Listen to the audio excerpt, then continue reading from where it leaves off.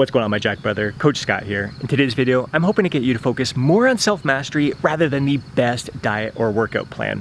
It's about transforming your body through self-mastery and achieving self-mastery through your body transformation. It's all about you striving to become the best version of yourself each and every day, doing the things that make you feel alive and thriving in all aspects of your life.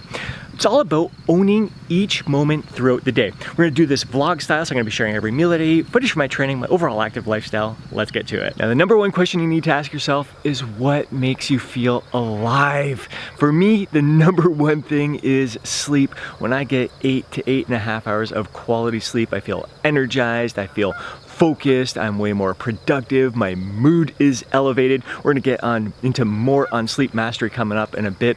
Then I wake up, pour myself a cup of coffee with a little bit of unsweetened cashew milk, light some lemongrass incense that kind of energizes me to get started for the day, and then dive into 50 to 90 minutes of deep work. Again, that is an aspect of my life that makes me feel alive in service of others, bringing out the best in others. It's so incredibly rewarding to just see my clients learning and growing and just becoming the best versions of themselves. Then after that, I'm out here soaking up the sunrise. Not much of a sunrise yet. It's above the horizon, but behind the clouds there.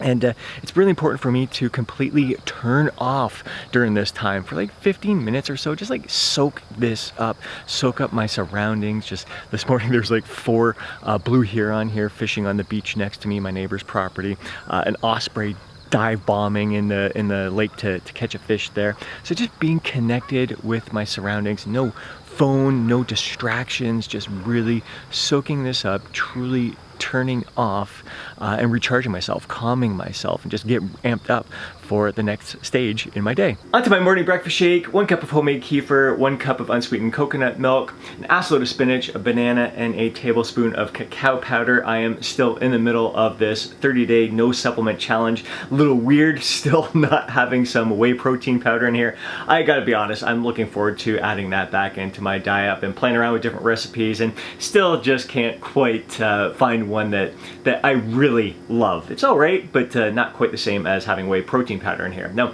every once in a while, I get a new client who asks me for a meal plan. Just, Scott, tell me exactly what to eat. I'll follow it to a T, and I'll be golden. And they will lose weight, but it's only going to be in the short term. That is not self-mastery. There's nothing you can learn and grow from by just following someone else's meal plan. Typically, what happens to most people afterwards, they lose the weight and like, all right, now I can go back to my old ways of eating, and then they end up gaining the weight back. So what I prefer to do is to coach my clients to build upon and improve upon their own natural eating tendencies. Like, I'll provide them with some sample meal plans, like different meal plans that I've followed over the years, when I was even more flexible with my diet, and now when some of my meal plans where I consume nothing but whole, natural, nutrient-rich foods, just to give them some ideas of how I build my meal plans based on my own personal preferences, but then to kind of take a look at their own eating styles, their own natural eating tendencies.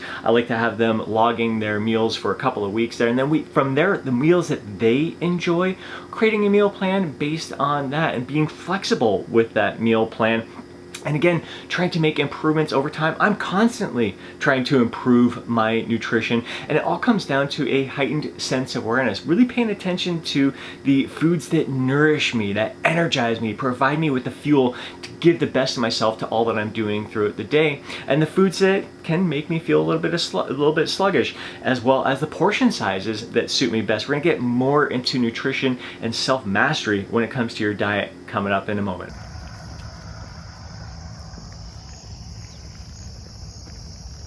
Chief and I are just wrapping up our morning walk. There's no doubt about it. These sunrise walks absolutely invigorate the hell out of me, make me feel ridiculously alive. Now, morning walks have been a part of my daily routine, my lifestyle for the past 16 years. And I used to listen to a lot of like self-development audios while out for my walks. I think that's fantastic. Great to focus on your own personal growth while being active at the same time. But I found that because I absolutely freaking love nature. I find that I'm most in tune with myself when I'm outdoors in nature. I'm much better off fully immersing myself in this experience, just listening to the birds, smelling the flowers, seeing all the wildlife in action, and just really connecting with the people I come across during my walks here. Just a smile, a hello, it makes me feel good. So that's been a big part of my self-growth, my self-mastery, is taking something that I already enjoy and gaining even greater benefit from it, just recognizing what allows me to feel my best. A few rare individuals refuse to live limited lives. They drive through tremendous amounts of pain.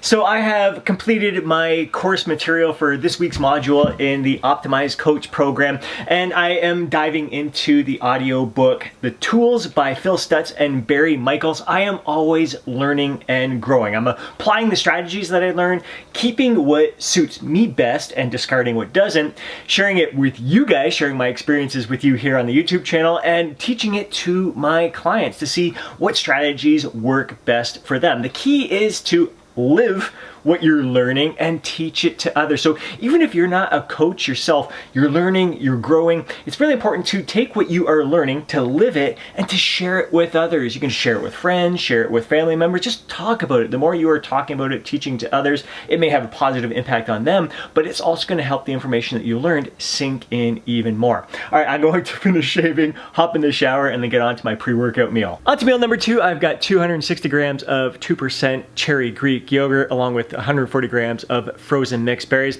Now, when it comes to meal timing, it's really not going to have any kind of impact on your overall fat loss. And when it comes to muscle building, it may have a slight impact on it, but chances are it's likely not going to be noticeable at all. Really, I'd rather you not worry about the minutia of meal timing in regards to what's optimal for fat loss or muscle building or what the research says. What's most important is paying attention to yourself. What suits you best? What's going to allow you to sustain your energy throughout the day? Now, some people will thrive from intermittent fasting. They find like if they delay their first meal until like 2 in the afternoon, like their mornings are super productive. They're more focused. They have a lot more mental clarity, whereas others would be dragging their ass, and others can be better off just jumping out of bed and having breakfast immediately. It all comes down to the timing that suits you best. I like to have my 2 cups of coffee first thing in the morning, then shortly after I'll have my meal. So it's usually like within an hour of waking, I'll have my first meal. I used to delay it a little bit more and have it after my morning walk, but now I'm finding I'm much better off getting that first meal in sooner in the day, and getting 2 meals in before my workout is always best. Like I always find that I perform better the more fuel I have in me prior to that workout. Now, some people, it depends on when you're going to work out. Like first thing in the morning, some people find if they eat something before that meal, if they're working out first thing in the morning, it'll upset their stomach, make them feel nauseous. And other people, like they can't perform a workout first thing in the morning if they don't have anything in them. So pay attention yourself. For myself, I like to spread my meals out like every 3 to 4 hours. That helps me sustain my energy throughout the day. I like to end my meals pretty early in the day as well and go to bed feeling kind of light. It helps me sleep better. I just feel better and like waking up light in the morning. So meal timing, don't stress over what the research says. Focus more on what suits you best, having that heightened sense of awareness, what's going to allow you to thrive and perform your best, feel your best throughout the day. Another freaking kick-ass workout in the books. First of all, I want to mention that this is my second bottle of water that I just polished off, so 80 ounces of water. That's another part of self-mastery that has really had a positive impact on me. Making sure that I am hydrated increases my focus, my mental clarity, my productivity, again, my mood, and in the gym gives me more energy. Actually, just the recent research came out showing, and I already knew this long ago, that talked about how even if you're just a little bit dehydrated, it can have a negative impact on your strength, your endurance, and this recent paper shows like your perceived rate of fatigue and even pain can be increased during your workout. So if you're dehydrated, so you want to make sure that you are fully hydrated. Just so many benefits. For me, it helps control my appetite as well. Now for the workout itself, so interesting enough, in the book that I'm listening to right now, The Tools, they're talking about, I think most of us tend to avoid pain, avoid fear. however, whatever situation that is. And in regards to the gym, like a lot of people, when it comes to training failure, you feel that burn, that bit of discomfort in there, and you stop yourself short. You sell yourself short. In the book, they're talking about how we should embrace that fear, embrace the pain, almost run to it. I mean, it's not like you do kind of welcome it. You get excited for it as a challenge, and you learn to cope with it. You learn to thrive from it. So you learn those skills that help you push through it. For myself personally, I flipped that switch in my mind, and it's amazing how many more reps you can perform. You really get to experience what true momentary muscular failure is, especially when you get to the point where you can only perform partial repetition. So effort, I think, is everything in the gym, more important even so than program design. Just making sure that you're giving your absolute best effort and your best focused attention in the gym as well. So I'm avoiding distractions. I'm limiting my time on the phone. It's just to check what exercise is next, set some reps that I should be aiming for, weight that I used last week, maybe log the weight that I used this week. But no social media, no text messaging, no distractions like that. Just get right down to business. I also find that the camaraderie in the gym is absolutely, that's another part of self-mastery for me. I used to be like head down in the zone, just laser focused, but I get more joy. I feel more alive when I'm sharing the experience with others, building them up in there, just having great conversations with each other, and just, again, building each other up, bringing out the best in each other in the gym, as well as in the Jacked After 40 Club there. Now, post-workout, little physique update here, seeing where I'm at, always keeping things in check. Another part of self-mastery is learning where my sweet spot is. I have gone through many bulking and cutting phases during the past 10 years. After I lost the 50 pounds of fat, I went through a bulking phase where I gained 30 pounds, took 16 weeks to shed it off. Then I went through a 20-pound bulking phase. Like, each of them lasts about 7-8 months. And it took about 12 weeks to shed that off. And after a few years of that, so for like 5 years of bulking and cutting, I'm like, forget this stuff. Like gaining 30 pounds or 20 pounds and only gaining like a pound of muscle out of it. Like, it's almost all fat. Like, why bother? And then I dropped it down to 10 pounds and 8 pounds. And now I'm like, for the past few years, my sweet spot's 5 pounds. I stay within that slow, steady gains. My scale weight is going up, slow and steady. I'm gaining a little bit of fat in the process. So I know I'm getting an adequate amount of calories to build muscle, to give my best effort in the gym. And again, it's mostly like when I take that slow and steady approach, you're talking like 11 months out of the year, I am in a gentle calorie surplus, consuming an adequate amount of calories to perform my best and allow myself to grow, like really achieve my full genetic potential. It's pointless to gain any more fat than that. It doesn't serve me any well. So, and I also know, like, this 5 pound sweet spot, not only is it where I think I look my best, which plays a role in it for sure, but it's where I feel my best. If I gain more than that 5 pounds, that's when I start to notice that my performance in the gym isn't quite as good. My athletic performance is where I really notice it, especially on the ice with hockey. If I try to jog or do any other kind of like activity, moving my body, that's when I notice the extra weight. So this is my 5 pound sweet spot where I feel my best. I allow myself throughout the year to gain a little bit of fat throughout the process to gain this total 5 pounds here. And I just find it's where I am at my happiest. Makes me feel alive in all aspects of life. What's going to make me feel alive right now is the most amazing post-workout meal. Let's get to it next. Cannot wait. You can't ask for a better post-workout meal than that. All you can eat Kona sushi with my kids. We started off with some tempura egg rolls. We each got 2 halves, some cheesy wontons. Shane had 2 pieces. Noelle and I each had 1. 9 rolls and some barbecue eel sashimi, which is to absolutely die for. And that was enough for us. Like, we all walked out of there feeling satisfied, to the point where, like, just starting to feel a little bit full. Definitely not over full. And we definitely felt like we got our money's worth. Like, we don't need to eat to the point of gluttony. We're feeling so uncomfortable and lethargic, and it basically ruins the rest of your day. You can't do anything. Like, to us, that's not getting your money's worth. I know Shane goes there every once in a while with his buddies, and they like really try to eat as much as the human possibly can. Although Shane still, he taps out a lot earlier. Both my kids naturally, they don't like to feel over full. They just naturally eat to the point of satisfaction, where for me, that's been a learned skill that has required a lot of self-mastery. I talked in one of the recent videos how my dad, if you put like 10 bags of chips in front of him, he's gonna eat all 10 bags.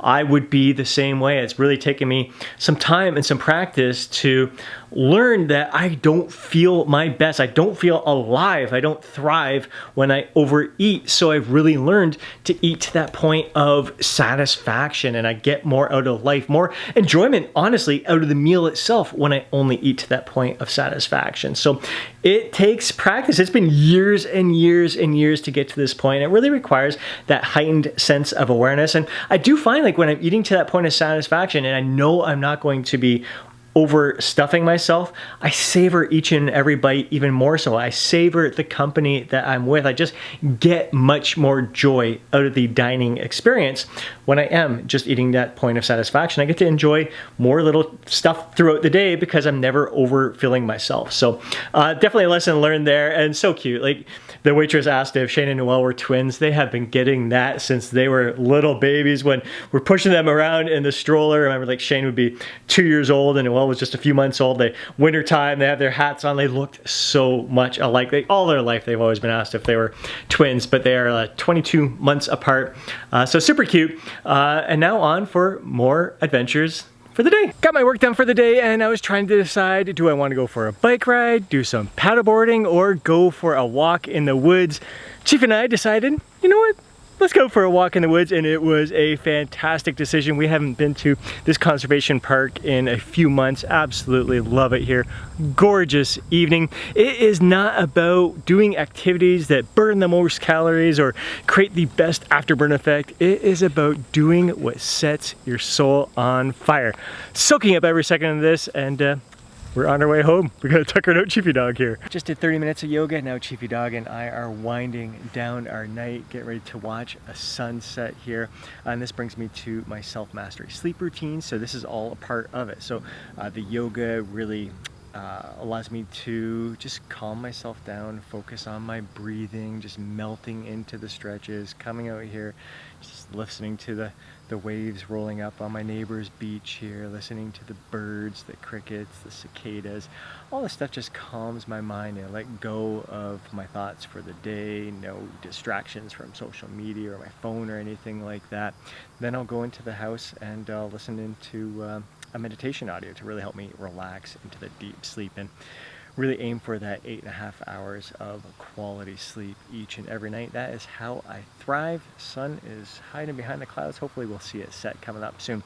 But I haven't had anything else since eating that sushi there, still feeling satisfied. So again, I ate to the point of feeling full, not overfull, far from stuffed, but still satisfied at this point and not following any kind of rules or evidence that says I should be eating so much before I go to bed in order to make sure I'm getting enough protein in me and preserving my muscle mass while I sleep and all that. No, I'm like listening to my body. That's again self-mastery, just listening to my body. I know I don't need any more food in me right now. It's all still digesting, going through my system, breaking down. I'm gonna have enough fuel in my body while I'm sleeping to still help repair, rebuild, and grow my muscles. So I hope you have enjoyed these insights into my day here, how I approach self-mastery and always shapes and forms, and just basically how this whole body transformation process has helped me. Everything I've learned throughout each stage has really helped me master myself, and as I'm mastering myself, it helps